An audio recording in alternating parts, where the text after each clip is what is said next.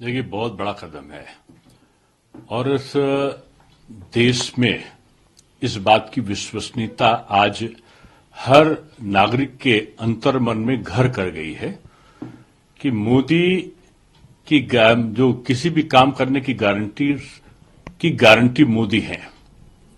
जो भी संकल्प लिया था एक एक को चुन चुन कर जिस प्रकार से माननीय प्रधानमंत्री जी के नेतृत्व में सारी चीजों को पूरा किया गया है, उसकी एक कड़ी है सीएए, नागरिक संशोधन बिल। मैं गृह मंत्री जी को भी बधाई देना चाहूंगा कि उन्होंने जैसे 370 और 35A को हटाया था, वैसे आज उनकी दृढ़ इच्छा शक्ति ने सीएए को की अधिसूचना को जारी कर दिया है।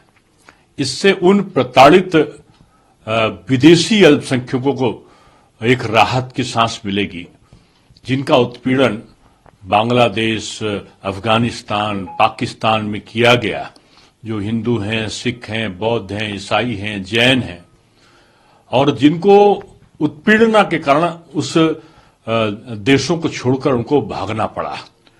2014 के पहले, यानी अगर दूसरे शब्दों में कहें कि 6 साल पहले जो लोग हिंदुस्तान आए थे और वो शरणार्थी के रूप में रहे थे और उनको कोई प्रूफ की जरूरत नहीं, ऑनलाइन पोर्टल तैयार है, उसमें वो आवेदन करेंगे और उसके बाद उनको पूरा परीक्षण करने के बाद उनको एक नागरिकता प्राप्त हो जाएगी भारतवर्ष की। ये उन विदेशी शरणार्थियों के प्रति ये ऐतिहासिक कदम है। आजादी के बाद भी जब कांग्रेस की सरकार थी, जो हिंदू शरणार्थी आए थे, सिख और हमारे सिंधी शरणार्थी आए थे, जैन बौद्ध आए थे, ईसाई आए थे, उनको कोई राहत नहीं मिली थी हिंदुस्तान में। वो आजादी के बाद से कई लोग तो ऐसे थे कि वो अपने अधिकार की लड़ाई लड़ते लड़ते नागरिकता न प्राप्त करने के बाद वो स्वर्ग को भी सिधार गए, लेकिन उनको वो राहत नहीं मिली थी। प्रधानमंत्री जी ने जो वायदा किया था संकल्प पत्र में भारतीय जनता पार्टी ने, उसको करके मैं समझता हूं कि भारत के इतिहास में ये जो कानून का आज अधिसूचना हुई, नागरिक संशोधन कानून का, ये स्वर्णिम अक्षरों में लिखा जाएगा और इससे जो उत्पीड़ित अल्पसंख्यक विदेशी अल्पसंख्यक थे, मैं समझता हूं कि उनकी जो आने वाली पीढ़ियां हैं अब वो इससे राहत महसूस करेंगी। मोदी ने अपने ट्वीट के माध्यम से डीआरडीओ के अधिकारियों को बधाई दी। उन्होंने लिखा है कि हमें मिशन दिव्यास्त्र के लिए हमारे डीआरडीओ वैज्ञानिकों पर गर्व है। देखिए, मैं समझता हूं कि जय जवान जय किसान और अटल जी ने उसमें जोड़ा जय विज्ञान, और मोदी जी ने उस विज्ञान को और वैज्ञानिकों को जो सम्मान प्रदान किया है, उसकी परिणति यह है कि कभी कोरोना की वैक्सीन हिंदुस्तान में बन जाती है, कभी बड़े बड़े जहाजों का निर्माण हिंदुस्तान में होने लगता है, रक्षा संयंत्रों का, और आयात करने वाला रक्षा के क्षेत्र में भारत दूसरों को निर्यात करने में सक्षम हो जाता है। कभी चंद्रयान होता है, कभी दक्षिण ध्रुव पर वो पहुंच जाता है जो दुनिया के कोई देश नहीं पहुंचे, और कभी वो सूर्ययान जहां कोई सोच नहीं सकता वहां भी भारत का जो अंतरिक्ष परीक्षण है वो हो जाता है।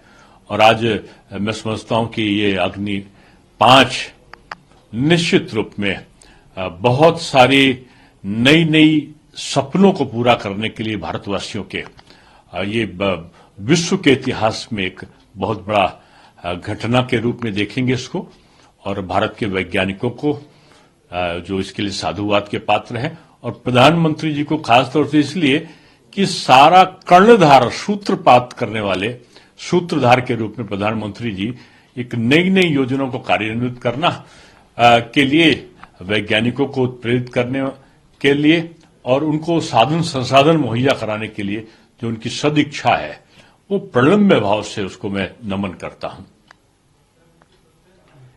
के लिए उच्च न्यायालय ने भी आदेश दे दिया है। देखिए, न्यायालय के ये कार्य होते रहते हैं और उनका स्वागत इसलिए किया जाना चाहिए कि वो न्यायालय कोई निर्णय हवा में नहीं देता है, वो तमाम तथ्यों को देखने के बाद, उनका निरीक्षण करने के बाद देता है, और उसके पास जो मुद्दई होते हैं और जो विपक्षी होते हैं, दोनों के पास ऑप्शन होता है कि अपने अपने तथ्यों को प्रस्तुत कर सके।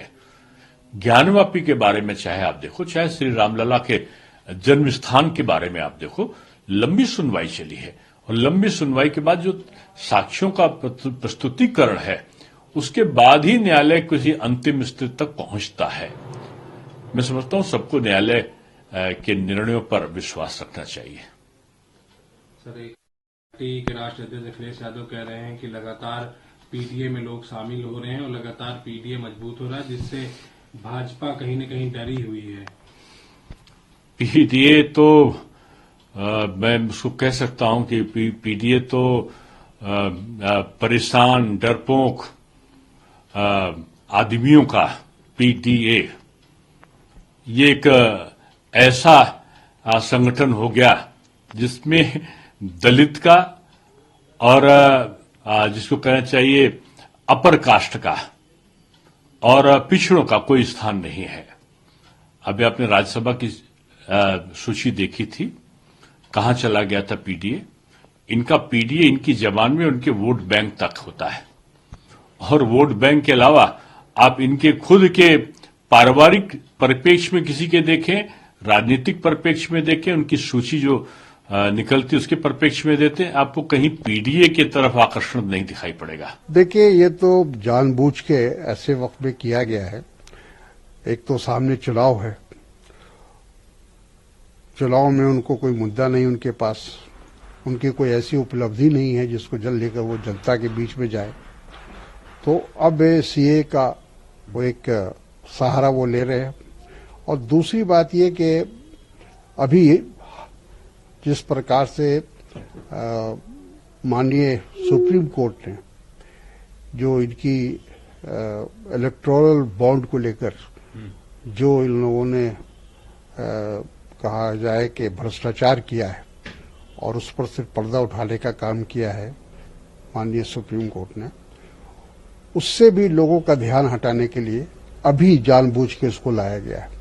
क्योंकि कोशिश ये हो रही थी सीबीआई के द्वारा, एसबीआई के द्वारा ये कोशिश हो रही थी कि इस मामले को टाल दिया जाए चुनाव तक, लेकिन उस पर भी सुप्रीम कोर्ट तैयार नहीं हुआ।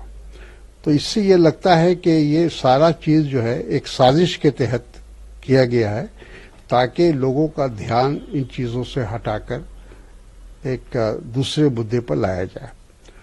और 2019 का जो उनका एजेंडा था वो 2024 में करने जा रहे हैं। तो इसमें आखिर लोग जानना चाहेंगे कि 5 साल इसको लागू करने में क्यों लगा।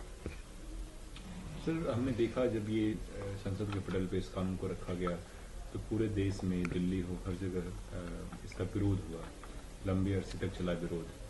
क्या अब कोई ऐसी परिस्थितियां फिर से सामने उभर कर आएगी? नहीं, मेरा ख्याल ऐसी कोई परिस्थिति नहीं आएगी, लेकिन इनका उद्देश्य वही है, इनकी नीयत वही है कि इस तरह का माहौल बने और पोलराइजेशन हो।